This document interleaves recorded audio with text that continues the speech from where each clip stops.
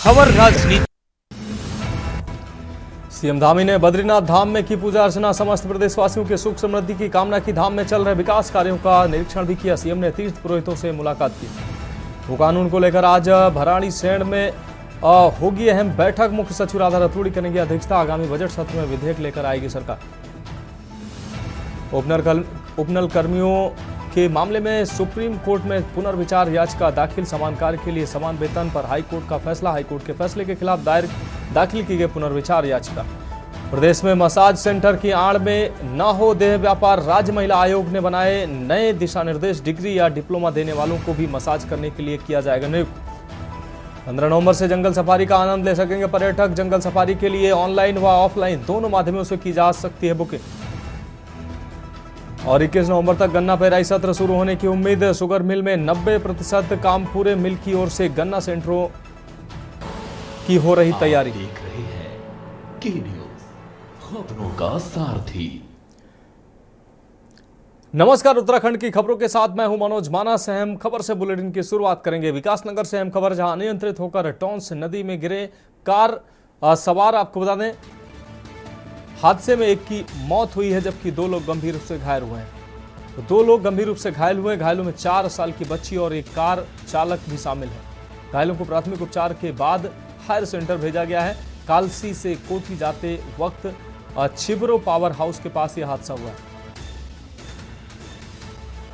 तो घायलों को प्राथमिक उपचार के बाद हायर सेंटर भेजा गया है। हादसे में एक व्यक्ति की मौत हुई है जबकि 2 अन्य लोग घायल हुए हैं। घायलों में एक 4 साल की मासूम बच्ची भी है और कार चालक। घायलों को प्राथमिक उपचार देने के बाद उनको हायर सेंटर रेफर किया गया है। कालसी से कोठी जाते वक्त छिबरो पावर हाउस के पास यह हादसा हुआ। आपको बता दें, विकासनगर से खबर आपको दिखा रहे हैं। अनियंत्रित होकर टोंस नदी में गिरी है कार। हादसे में एक व्यक्ति के मौके पर ही मौत हुई जबकि 2 अन्य लोग घायल हुए हैं। घायलों में एक मासूम बच्ची और कार का ड्राइवर है।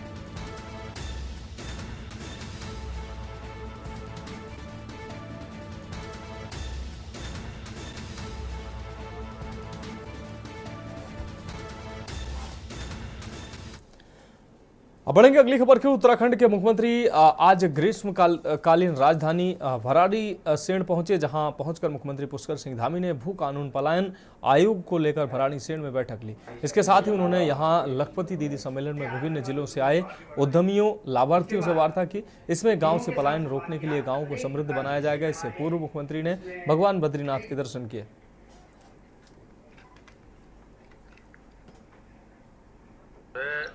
श्री सुभाष कुमार की अध्यक्षता में जो कमेटी बनी थी उसने काम किया है और उसका हम लोगों ने क्रमवार रूप से आज जिस पर चर्चा हुई है और प्रारूप बनाने वाली समिति ने बहुत सारा काम किया है। पहले भी काफ़ी सारे सुझाव लिए हैं और किस प्रकार से हम उसको सही दिशा में लागू करें जिससे कि राज्य के अंदर जो ज़मीनों का दुरुपयोग हुआ है, ज़मीनें खरीद कर लोगों ने उसके प्रयोजन का ठीक प्रकार से उपयोग नहीं किया है और अनेक जगह पर जो शिकायतें आई उस पर अभी कार्रवाई भी हो रही है पूरे राज्य के अंदर। अब रुक करेंगे अगली खबर का। क्षेत्र में लगातार बढ़ रहे नशे को जड़ से समाप्त करने के लिए भाजपा नेता सुखदेव सिंह ने बड़े पैमाने पर अभियान की शुरुआत करते हुए आज एक दौड़ जिंदगी के लिए थीम पर यूथ अगेंस्ट ड्रग रन का आयोजन किया। सितारगंज से विधायक व प्रदेश के कैबिनेट मंत्री सौरभ बगोड़ा के जन्म दिवस के अवसर पर सितारगंज कृषि नवीन मंडी स्थल से तिरंगा चौक मुख्य चौराहे होते हुए महाराणा प्रताप चौक, विष्टि चौक से तिरंगा चौक होते हुए नवीन मंडी स्थल पर मैराथन दौड़ का समापन किया गया।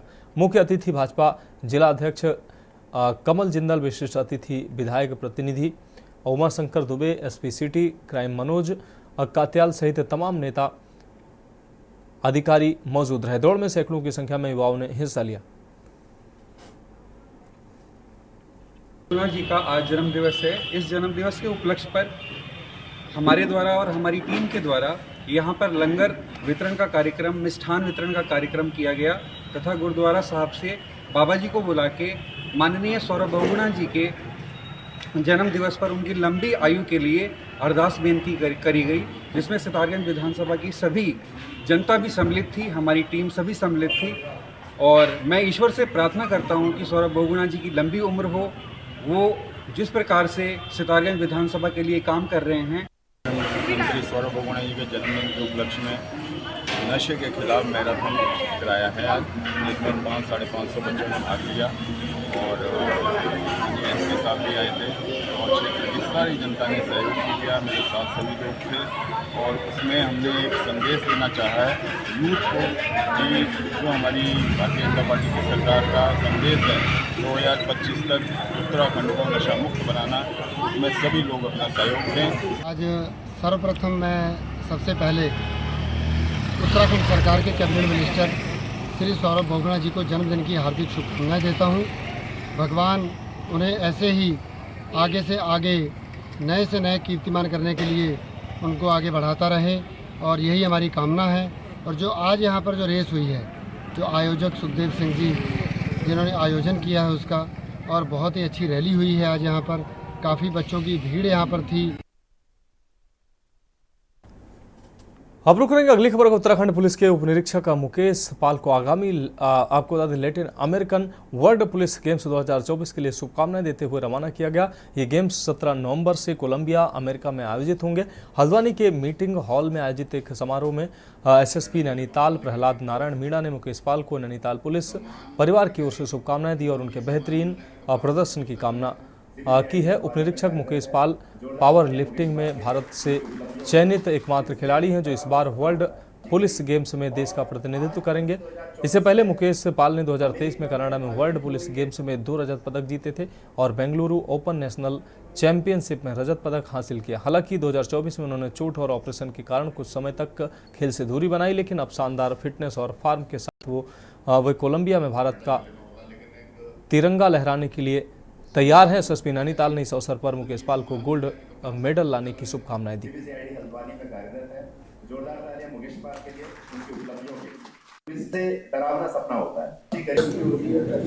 लैटिन अमेरिकन कंट्री कोलंबिया में एक इवेंट हो रहा है वर्ल्ड चैंपियनशिप, जिसमें हमारे उत्तराखंड पुलिस के जो उपनिरीक्षक हैं मुकेश पाल, ये पावर लिफ्टिंग में वहाँ पे जा रहे हैं।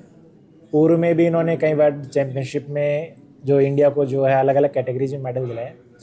तो हम लोग पूरे उत्तराखंड पुलिस परिवार की तरफ से, नैनीताल की जनता की तरफ से इनको शुभकामनाएं दे रहे हैं और साथ इनके लिए प्रार्थना कर रहे हैं कि इस वर्ल्ड चैंपियनशिप में जब जा रहे हैं तो भारत देश का नाम रोशन करेंगे और वहाँ से ये जो है गोल्ड मेडल लेके आएंगे। आज इन्होंने अब तक जो इवेंट में अलग अलग श्रेणियों में जो पदक जीते हैं उसके लिए जनता की तरफ से एक आभार भी हमने प्रकट किया है और साथ ही इनकी किस तरीके से जर्नी रही है और आगे जो ये इवेंट करने जा रहे हैं उसमें इनकी क्या तैयारी है उसको लेके भी आज इन्होंने बताया। देश के लिए खेलना, देश को पहले भारत को बाहर जाकर रिप्रेजेंट करना अपने में बहुत बड़ी एक उपलब्धि होती है कि अपना झंडा विदेशी सरजमी पे फहराना। तो मैं अपने को बहुत गौरवान्वित महसूस करता हूँ कि मैं भारत के लिए इतने पदक पूर्व में जीत चुका हूँ और अब फिर एक ऐसा मौका आया है कि जहाँ पे भारतीय खिलाड़ियों को पूछा नहीं जाता था। लैटिन अमेरिकन गेम्स हैं और बहुत बड़ा एक सेटअप है, वर्ल्ड चैंपियनशिप है और उसमें प्रतिभाग करना, भारत को रिप्रेजेंट करना और उसके लिए जो पदक जीतना अपने में एक सम्मान की बात है। रुक करेंगे अगली खबर का। हल्द्वानी के भाजपा किसान मोर्चा के हल्दू चौड़ा मंडल महामंत्री विनीत कबड़वाल ने अपनी पुश्तैनी जमीन पर हो रहे अवैध कब्जे और पुलिस की निष्क्रियता को लेकर गंभीर आरोप लगाए। उन्होंने बताया कि उनकी मुक्तेश्वर क्षेत्र की जमीन पर भूमाफियाओं की नजर है और दिल्ली में बैठे एक IRS अधिकारी के रिश्तेदार हैं जो हल्द्वानी में एक बैंक में मैनेजर हैं, मिलकर उनकी ज़मीन कब्जाने की साजिश कर रहे हैं। कबड़वाल का कहना है कि कुछ माह पहले उनकी ज़मीन पर लगाए गए बाउंड्री, एंगल और तार चोरी कर लिए गए हैं और ये सामग्री हल्द्वानी के एक सफ़ेद पोश नेता के संरक्षण में छिपा दी गई है। इस घटना के बाद जब उन्होंने रामगढ़ पुलिस चौकी में शिकायत दर्ज कराने की कोशिश की तो पुलिस ने इसे गंभीरता से नहीं लिया। बाद में भाजपा नेताओं के हस्तक्षेप से उनकी तहरीर पर मुकदमा दर्ज हुआ, लेकिन पुलिस अब तक कोई ठोस कार्रवाई करने में नाकाम रही है। कबड़वाल ने आरोप लगाया कि भवाली चौकी इंचार्ज प्रेम विश्वकर्मा और अन्य पुलिस अधिकारियों ने चोरों को बुलाकर समझौता कराने का दबाव डाला और मामले को दबाने की कोशिश की। मेरे साथ एक परिवार आप देख रहे हैं, आपको देखिए, आज एक परिवार है जो मुक्तेश्वर में इनकी ज़मीन है और बीते दिनों इनके वहाँ चोरी हो जाती है, मुकदमा दर्ज कराते हैं तार बाड़ चोरी होने का। लेकिन जो नैनीताल जनपद की पुलिस है वो कहीं ना कहीं दबाव में काम कर रही है। 1 महीना हो गया, अब तक सामान का पता नहीं चलना कि आगे तार बाड़ कहाँ गई है। बड़े प्रश्न चिन्ह पुलिस पे खड़े करता है। तो ये मैं आंदोलन के बीच मेरे पास पहुंचे थे, उसको लेकर आज हमने आप सभी के माध्यम से एक संदेश मैं धामी सरकार को देना चाहता हूँ, नैनीताल जनपद की पुलिस को देना चाहता हूँ कि तत्काल इसको संज्ञान में लीजिए। आप लोगों के माध्यम से संदेश पहुंचाना चाहता हूं कि एक चोरी का मामला है जो कि मैं अभी इसमें मुकदमा बड़ी मुश्किल से, पहले तो मुझे 13 दिन में मेरी एफआईआर दर्ज होती है, बहुत अथक प्रयास करने के बाद। उसके बाद मेरा मुकदमा दर्ज हो जाता है। आज 1 महीने से ऊपर हो चुका है, ना माल बरामदी हुआ है, ना कुछ हुआ है। और पुलिस प्रशासन मुझे दबाव बना के और जो है कि कॉम्प्रोमाइज़ की, मैं आपको फोटो दिखाता हूँ, मुझे वहाँ चौकी में बैठा के कॉम्प्रोमाइज़ करवाया जाता है, ना कि माल जब्त और इसमें कार्रवाई की जाती है। और मैं जब प्रशासन से एक चीज़ और पूछना चाहता हूँ कि प्रशासन बार बार मेरे से घर होने का, मेरी ज़मीन होने का सबूत मांगता है। मैं सबूत तो दे चुका हूँ, मैं सीओ भवाली साहब को भी दे चुका हूँ, सबको दे चुका हूँ जितना मेरे पास सबूत है। और मेरे से बार बार ये पूछा जाता है कि ये ज़मीन तुम्हारी है नहीं। तो मतलब बार बार क्यों किया जाता है, मुझे ये समझ आया। और रही बात, क्या कहते हैं, ये काम रेवेन्यू विभाग का है। पहली बात तो कि ज़मीन किसकी है, क्या है, मैं वहाँ काबिज हूँ, सब कुछ है, मेरा है। तो मैं चोरी से भटका के मामले को दूसरी ओर ले जाना चाह रहा है। एक पक्ष ने 25 सितंबर को चोरी किया, जो 25 लोगों को 2 वाहनों में लेकर हल्द्वानी से गया था। कौन था वो? जो पुलिस प्रशासन ने बात की है वाहन स्वामी से, उन्होंने एक थार का नंबर बताया और जिस बंदे का नाम बताया वो 12 थोगी है। पुलिस ने सर एफआईआर, पहले तो 14 दिन के बाद एफआईआर दर्ज की। उसके बाद पुलिस ने अभी तक ना तो सबूतों को संरक्षित किया है, ना सामान को जब्त किया है। और जैसा कि आरोपी पक्ष का कोई रिश्तेदार है, हमें उसके हिसाब से ये लग रहा है, IRS है, तो हमें ये लग रहा है कि लास्ट में जवाब यही आना है कि सबूत डिलीट हो गए हैं। सीधा ये है, एक जो किसान है गरीब, उसको दबाने की कोशिश की जा रही है। और जो बार बार धामी जी कह रहे हैं भू कानून की बात, धामी जी ये देखिए प्रत्यक्ष आपके सामने है, एक आदमी की जमीन से तार बाड़ चोरी होती है। और उसको मैं आपको स्पष्ट कहना चाहता हूँ, इसको ये जो तार बाड़ चोरी हुई है उसके बाद इसको ये भी कहा गया है अपनी जमीन बेच दे, नहीं तो वहाँ पे रहने नहीं दिया जाएगा। ये यहाँ पर दबाव में ये बातें कह नहीं पा रहे होंगे, मगर हम खुलकर ये कह रहे हैं, जो भी वो भूमाफिया हैं, वो जो अगर इस प्रकार से दबाव बनाकर अगर प्रशासन के कुछ लोग हैं, कुछ एक IRS अधिकारी है, पूरा आज शासन प्रशासन के लोग जो IRS IAS लॉबी हैं, ये मिलकर जो है भू कानून ना लाकर आज प्रदेश में जो ऐसे किसान हैं उनको दबाने का काम कर रहे हैं। और उनको दबाकर उनकी ज़मीनें जबरन सस्ती रेटों में खरीदकर उनमें अवैध रूप से जो है बिल्डिंगें बनाकर, होटल बनाकर ये कार्य करने का उत्तराखंड में काम कर रहे हैं। इसको हम बिल्कुल बर्दाश्त नहीं करेंगे। बढ़ेंगे अगली खबर की ओर। नैनीताल के CRST इंटर कॉलेज में आयकर विभाग द्वारा कार्यक्रम आयोजित किया गया, जिसमें आयकर अधिकारी अवधेश कुमार ने बच्चों को इनकम टैक्स को लेकर जागरूक किया। इस दौरान आयकर अधिकारी अवधेश कुमार ने बताया कि CRST इंटर कॉलेज में बच्चों को इनकम टैक्स को लेकर जागरूक किया गया। बताया गया कि किस तरीके से विभाग में कलेक्शन किया जाता है, डिपार्टमेंट कैसे काम करता है। अब सभी कार्य ऑनलाइन कर दिए गए हैं, तो किस तरीके से ऑनलाइन माध्यम से विभाग काम करता है, इसको लेकर बच्चों को बेसिक जानकारी दी गई। साथ ही बताया कि हर महीने इस तरीके के अवेयरनेस कार्यक्रम किए जाएंगे, लोगों के बीच में जाकर उनकी समस्या व इनकम टैक्स को लेकर उन्हें जागरूक किया जाएगा।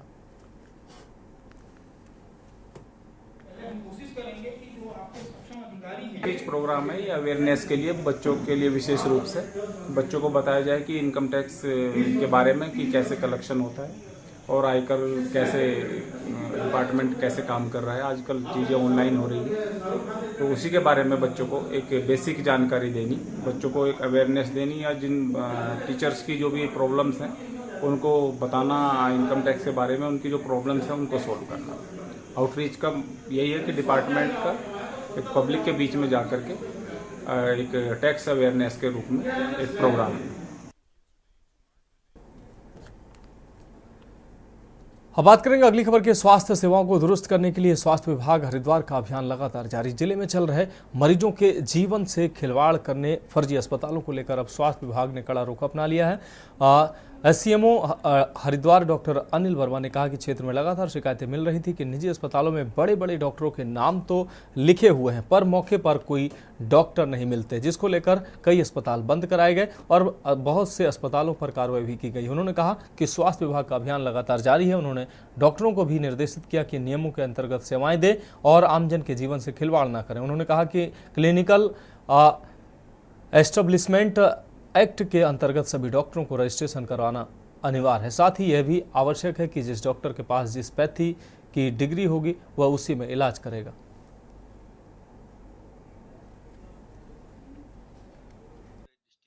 हमारे पहले जो सीएमओ साहब थे मनीष दत्त जी और अभी हमारे आर.के. सिंह सर, तो अभी हमने पूर्व में भी पेपर के माध्यम से भी अवगत कराया गया था पूरे जिले में कि क्लिनिकल इस्टेब्लिश एक्ट CA के अंदर सभी को रजिस्ट्रेशन कराना अनिवार्य है, चाहे वो एलोपैथिक का हो, होम्योपैथिक का हो, आयुर्वेदिक का हो, किसी पैथी का है। और जो जिस पैथी का डॉक्टर होगा वो उस पैथी में ही इलाज करेगा, क्योंकि जिसका ज्ञान हो जिस पैथी का, मैं एलोपैथिक डॉक्टर, मुझे एलोपैथिक का ज्ञान है तो मैं आयुर्वेद में नहीं कर पाऊंगा। तो जो सरकार के रूल्स रेगुलेशन है उनमें ही हमको चलना पड़ेगा। तो सभी का अनिवार्य है। जिन डॉक्टर्स ने MBBS का नाम लिखा और वो आयुर्वेदिक कर रहे हैं उसको भी हम रोक रहे हैं कि वो अपनी पैथी में करें, उनको हम जुर्माना लगा रहे हैं। पहली बार 50,000, दूसरी बार 1 लाख, फिर 5 लाख। तो सभी को हम ये बार बार बता रहे हैं कि भैया जुर्माना लगाने की बात मत करो, हम समय भी दे रहे हैं। लेकिन कुछ लोग क्या करते हैं, यहाँ पे हमारा रजिस्ट्रेशन तो करा लिया और वहां जाकर के डॉक्टर मिल नहीं पाता, तो हम कहते डॉक्टर साहब कहाँ हैं, डॉक्टर साहब अभी भी गए। तो हर लोग ये कहते हैं झूठ, फिर हम उनको नोटिस देते हैं कि आप डॉक्टर को लेकर के हमारे पास प्रस्तुत हुई है, अगर नहीं तो फिर जुर्माना देंगे। नगर निगम सभागार में कांग्रेस कार्यकर्ताओं की बैठक का आयोजन किया गया। आगामी चुनाव को लेकर हरिद्वार जिले के प्रभारी प्रकाश जोशी ने कांग्रेस कार्यकर्ताओं के साथ बैठक की। उन्होंने जानकारी देते हुए बताया कि 21 नवंबर तक बूथ ब्लॉक से महानगर कमेटियों का गठन कर लिया जाएगा। हरिद्वार जिले के प्रभारी एवं राष्ट्रीय सचिव प्रकाश जोशी ने कहा कि पूरे प्रदेश में संगठन के चुनाव चल रहे हैं, जिसमें हरिद्वार की जिम्मेदारी उन्हें मिली है। उन्होंने कहा कि आज कार्यकर्ताओं के साथ बैठक कर संगठन चुनाव पर चर्चा हुई है।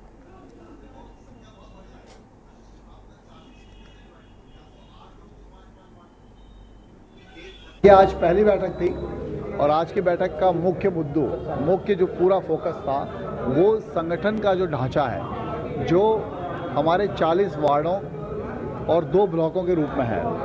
हर वार्ड में block Congress committee, ward committee और फिर ब्लॉक में ब्लॉक कांग्रेस कमेटी का गठन जो भी जिस रूप में है उसकी समीक्षा आज करी गई और आगे भी सतत जारी रहेगी। हमने सबने मिलकर निर्णय लिया 21 तारीख तक हर वार्ड लेवल स्तर की बैठकें कंप्लीट हो जाएंगी 21 तारीख तक, और जहां ज़रूरत है वार्ड अध्यक्ष को बदलने की, नया बनाने की या वहां वार्ड कमेटियों को ठीक करने की, वो 21 तारीख से पहले सब हो जाएगा। तो आज की बैठक का मुख्य फोकस यही था कि कार्यकर्ताओं में आपस में एक सहमति बने कि हम कैसे चुनाव लड़ेंगे। सबने मिलकर तय किया 21 तारीख तक इस काम को खत्म करेंगे। तो फिलहाल खबरों में वक्त एक ब्रेक का, जल्द हाजिर होंगे। आप देख रहे हैं के न्यूज, खबरों का सारथी। ब्रेक के बाद एक बार फिर से उत्तराखंड की खबरों में आपका स्वागत है। बढ़ेंगे अगली खबर की ओर। उत्तराखंड हाईकोर्ट ने किच्छा उधम सिंह नगर के सरोली कला ग्राम का नाम राज्य सरकार के द्वारा नगर पालिका क्षेत्र से हटाकर उसे फिर से ग्रामीण क्षेत्र घोषित करने के आदेश को चुनौती देती जनहित याचिका पर सुनवाई करते हुए कोर्ट की खंडपीठ ने सरकार के इस आदेश पर रोक लगाते हुए राज्य सरकार सहित अन्य पक्षकारों से 4 सप्ताह में जवाब पेश करने को कहा है। मामले की सुनवाई के लिए कोर्ट ने 8 जनवरी की तिथि नियत की है। आपको बता दें कि किच्छा उधम सिंह नगर के सिरोली कला ग्राम निवासी मोहम्मद यासीन ने जनहित याचिका दायर कर कहा कि किच्छा नगर पालिका के विस्तारीकरण में वर्ष 2018 में सिरोली कला, बंडिया, देवरिया व आज़ाद नगर को शामिल किया गया था। वर्ष 2018 में ही नगरपालिका के चुनाव हुए, जिसमें सिरोली कला क्षेत्र में 3 वार्ड 18, 19 व 20 व कुछ क्षेत्र वार्ड नंबर 17 में शामिल किया गया था। सिरोली कला नगर पालिका किच्छा में विगत 6 वर्षों से शामिल है तथा नगर पालिका द्वारा इस क्षेत्र में लगभग 5 करोड़ के विकास कार्य किए जा चुके हैं, जबकि वर्तमान में सिरोली कला को किच्छा नगर पालिका से ग्रामीण क्षेत्र में पृथक किया जा रहा है, जिसका सिरोली कला क्षेत्रवासी विरोध करते हैं।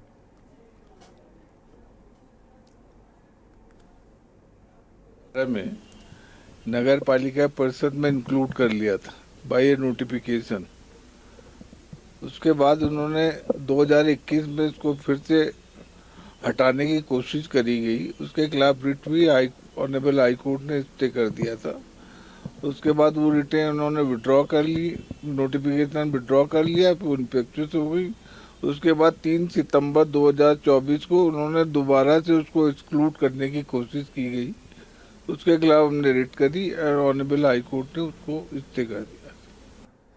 बढ़ेंगे अगली खबर की ओर। विकासनगर अंतर्गत सहसपुर में मौजूद सरकारी अस्पताल में आज मुख्य विकास अधिकारी अभिनव शाह और मुख्य चिकित्सा अधिकारी डॉक्टर संजय जैन ने औचक निरीक्षण किया, जहां जांच के दौरान अनियमितता मिलने पर मुख्य विकास अधिकारी अभिनव शाह ने नाराजगी प्रकट की है। सीएससी चिकित्सालय सहसपुर के औचक निरीक्षण के दौरान साफ सफाई से लेकर डॉक्टर, स्टाफ, मरीज व तीमारदार से भी मुख्य विकास अधिकारी ने व्यवस्थाओं की जानकारी हासिल की है। साथ ही अस्पताल में मौजूद डिलीवरी वार्ड के हालात का जायजा लेने के बाद टॉयलेट की दुर्दशा देख मुख्य विकास अधिकारी अस्पताल प्रशासन पर भड़क गए।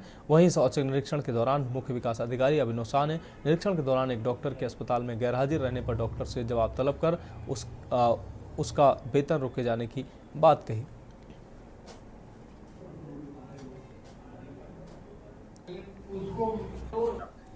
देखिए, जैसे कि आपको पता ही है कि यहाँ पे कुछ हमें आ रही थी कि यहाँ पे कुछ अनियमितताएं थी, तो उसी क्रम में आज डीएम सर के भी निर्देश थे, तो मैंने आज यहाँ पे सीएचसी सहसपुर है इसका औचक निरीक्षण किया है। तो बेसिकली कुछ अनियमितताएं पाई गई हैं, जैसे टॉयलेट यहाँ पे थोड़ा सा प्रॉब्लमेटिक था, तो इनको इमीडिएटली हमने बोल दिया है कि ठीक करेंगे इसको। इसके अलावा कुछ डॉक्टर्स, एक डॉक्टर्स हैं जो वहाँ मिले नहीं, तो उनको हमने स्पेशली उनकी सैलरी रोकी जाएगी और उनके स्पष्टीकरण लिया जाएगा। और जो यहाँ पे कुछ चीज़ें समस्या हैं, जैसे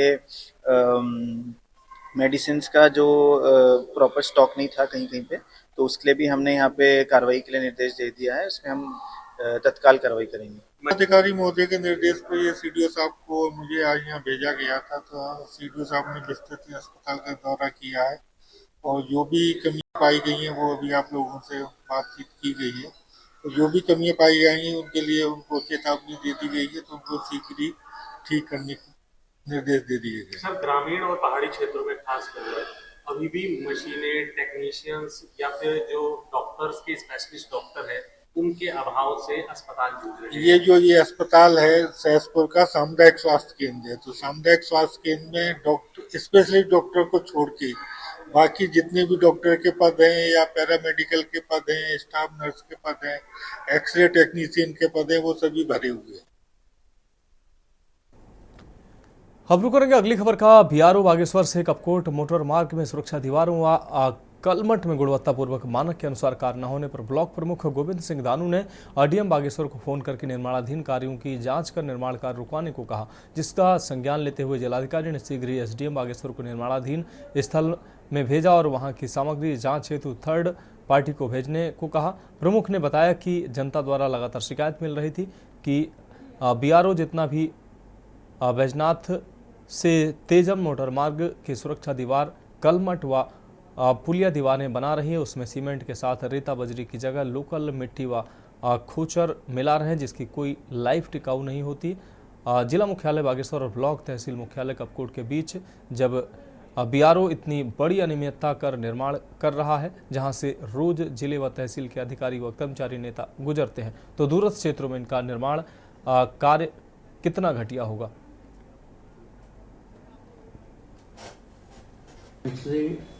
कपकोट के मोटर मार्ग में बीआरओ का जो काम बार बार बैठकों में और जनप्रतिनिधियों की शिकायत के बावजूद भी उन लोगों ने अपने कार्य गुणवत्ता शैली में जो है सुधार नहीं लाए, मानकों वो काम नहीं कर रहे हैं। लोकल रेता बजरी की जगह लोकल मिट्टी की खोचर लगा रहे हैं। ये काम इन्होंने असो खटगड़ा गजरी में भी किया और जितनी जगह भी जो हमारा बैजनाथ से लेके जौल जबी तक इनको बीआरओ को ये रोड सौंपी गई है, लेकिन मानक के अनुसार गुणवत्तापूर्ण काम नहीं कर रहे हैं। उसके लिए फिर आज हमने काम रुकवाया, वहां पर देखा साइड में जाके तो रेते की जगह जो है मिट्टी मिला रहा हूँ और कई जगह बार बार शिकायत करने के बाद भी, बैठकों में सूचना देने के बाद भी, आते जाते समय रोकने के बाद भी वो अपनी कार्यशैली में सुधार नहीं लाए। तो फिलहाल उत्तराखंड की खबरों में अभी के लिए मेरे साथ इतना ही। मुझे दीजिए इजाजत और आप देखते रहिए के न्यूज इंडिया। आप देख रहे हैं के न्यूज, खबरों का सारथी।